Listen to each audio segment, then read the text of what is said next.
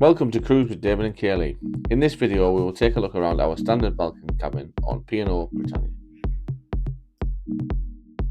Our cabin was G109 located on deck 8 forward and on the starboard side of the ship. Although at the time of our sailing Britannia had recently been in for a refit, we did not feel this was reflected in the cabin, which in parts looked tired and in need of a refresh. Whilst they had certainly replaced the carpets, lots of other parts of the cabin were definitely showing their age. As you will see, the cabin has a fairly standard layout with a large bed, two bedside cabinets, a sofa, a small table located next to the balcony area.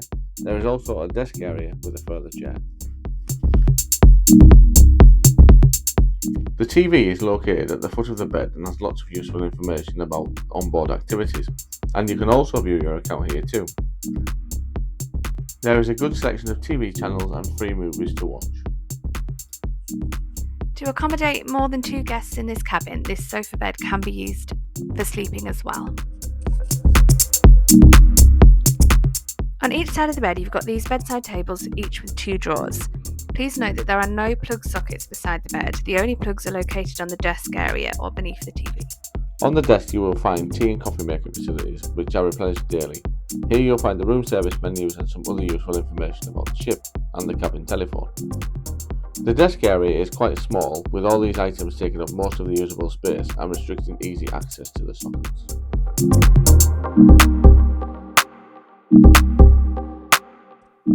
There is a small drawer underneath the desk which contains the hairdryer and a Bible. The plug sockets are UK sockets, however there is also one European socket. Beneath the desk you'll find a mini fridge which is no longer stocked but can be used to store your own drinks. A large full-length mirror is located by the cabin door, where you'll also find the safety information and the card to place outside to let the cabin steward know if you'd like the cabin made up or if you're still sleeping. The electrics in the cabin only work when there's a card in the slot, although this works with any card.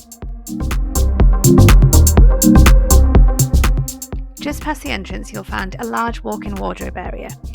This has lots and lots of space with loads of hangers. There's also a cupboard containing shelving and the cabin safe.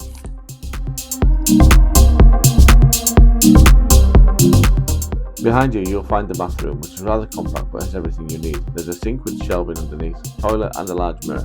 The shower cubicle itself is a really good size.